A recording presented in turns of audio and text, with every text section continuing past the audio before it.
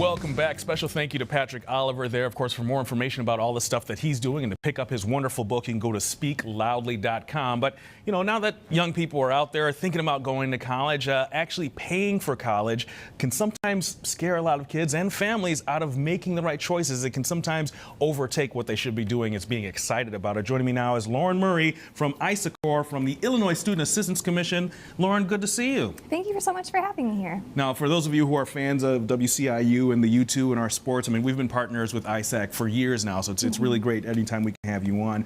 This time of year, we're in October. A lot of college students, at least now, you know, they've gone through their first homecoming as freshmen.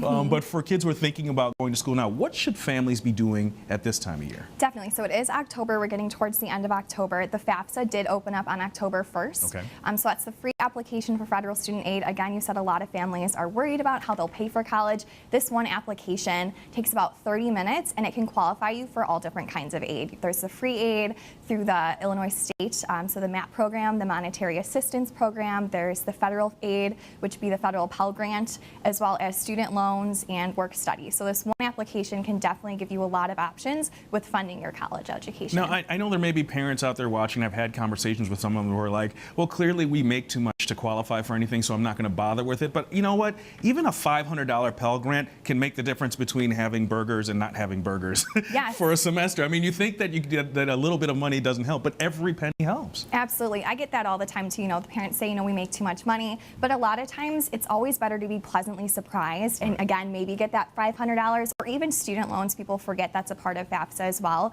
as work study. That means that your student can get a job on campus to help pay for, you know, going out to eat or help pay for tuition. So it only takes about 20 to 30 minutes, and sometimes colleges require that you fill out this application. So it's always better to just get it done as soon as possible and then be safe than sorry. Now, of course, you know, what kind of documents are parents going to need to bring in? Definitely. So the first and most important thing is your social security number. The student does need a social security number in order to fill out the FAFSA. Parents do not. If parents don't have one, they just fill in zeros. They also need records of income, so their 1040s, their tax returns, W-2s, any information about assets, you know, stocks, bonds, educational savings plans, as well as their date of birth. If their parents are married, they'll need that marriage date as well.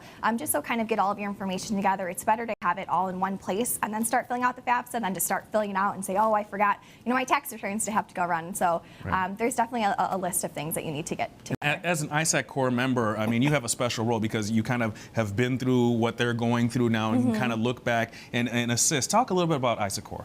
So the ISAC is the state agency that works with college accessibility throughout the state of Illinois. There's about 80 of us throughout the whole state. We're from the northernmost part of Illinois down to the southernmost part. We work in community college districts, and we just work with the high schools. So we work with the high school counselors, we work with the students. We do a variety of different things. We do presentations on college planning, you know, on FAFSA, on career exploration, as well as actually helping those parents fill out their FAFSAs. Additionally, we also do some one-on-one mentoring with students as well. Now, although we're kind of focused on paying for college, you know, with the Illinois Student Assistance Commission, there's so much more as far as help, support, and resources that young people need. I remember when I was applying to colleges, I really didn't know what I wanted to do. There were pressures in certain directions. I got fortunate that I got a scholarship to U of I in Champaign, so it kind of made my mind up for me. But not all kids are going to be in that situation. Right, definitely. So it is important to make sure that you do explore what major you want to. I changed my major once in college, so I kind of wish that I would have explored a little bit more before I went there, but you can always go in undecided. I would definitely suggest visiting colleges as well.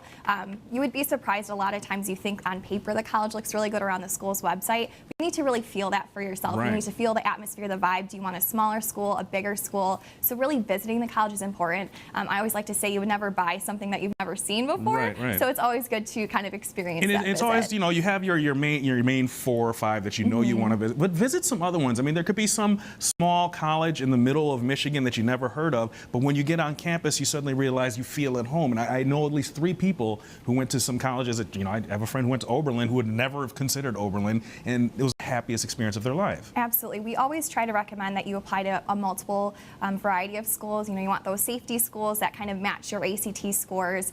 match schools that are pretty close to your ACT or SAT scores, and then always a reach school as well. You know, a dream school that you've always wanted to go to, but maybe would be a little bit farther out of your scores. You'd be surprised. Yeah. You know, you apply to Northwestern, and that interview could change your life, even if you don't think you have the grades to do it. Lauren, thank you so much. And of course, for those of you who need more information, they have a hotline now that you can get a Q&A, get your questions answered at 773-453-9520, or you can log on to isac.org. Lauren, I don't know, I'm never going back to school again.